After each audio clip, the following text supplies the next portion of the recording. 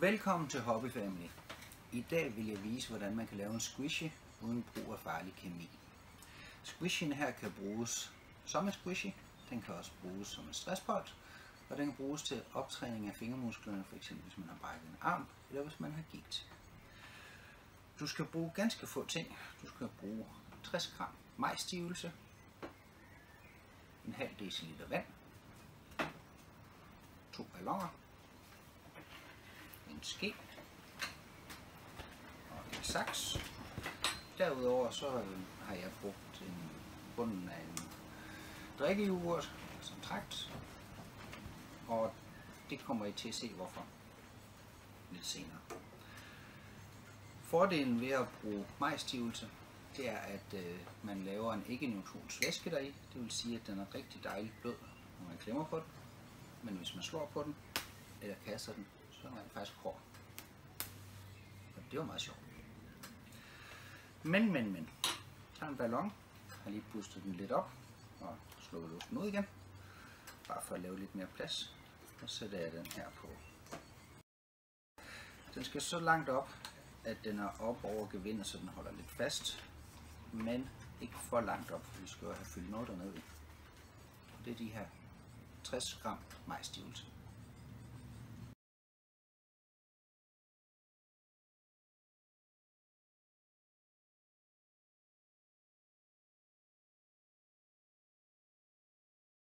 50 ml vand. Jeg tager lige en lille smule først, for lige at få skyllet den her ren, så man ikke får en masse majsstivelse om munden. Sætter munden på, sørg for at det er helt tæt, og blæser indtil der kommer luft ned.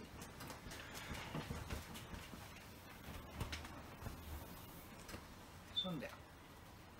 Så man får majsstivelsen ned, så tager man det sidste vand.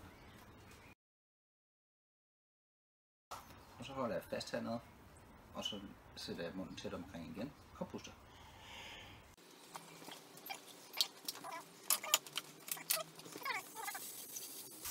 Så. Nu tager jeg lige og masserer det lidt hernede. Det er vigtigt at man får blandet det.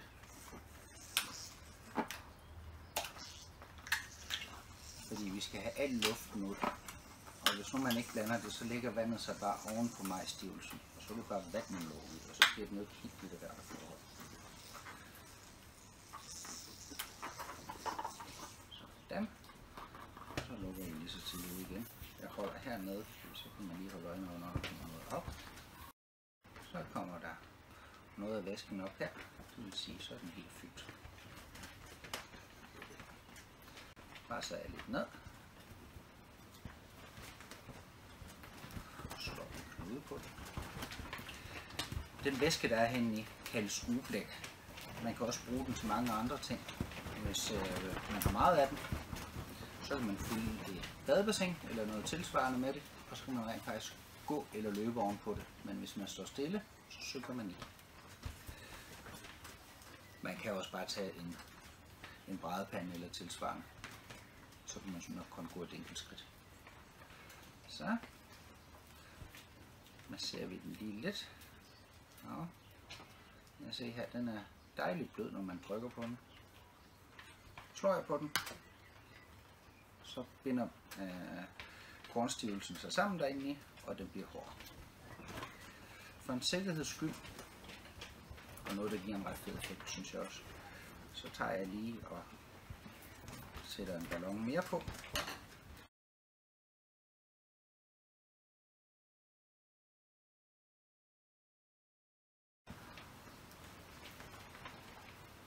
Og binder en knude på. Grunden til at jeg tager 2 balloner, det er jo at det er jo en væske der er herinde i. Så hvis den kommer på noget der er skarpt, så kan den gå i stykker. Så med 2 balloner, så er den lige lidt nedbeskyttet. Men den har samme funktion, og derudover, så hvis der er en tegning eller noget på den første ballon, så kan man se det, når man klemmer der på. Men ja, det er en squishy, eller en stressbold, eller en genoptræningsbold. Det kan bruges til mange ting. God fornøjelse.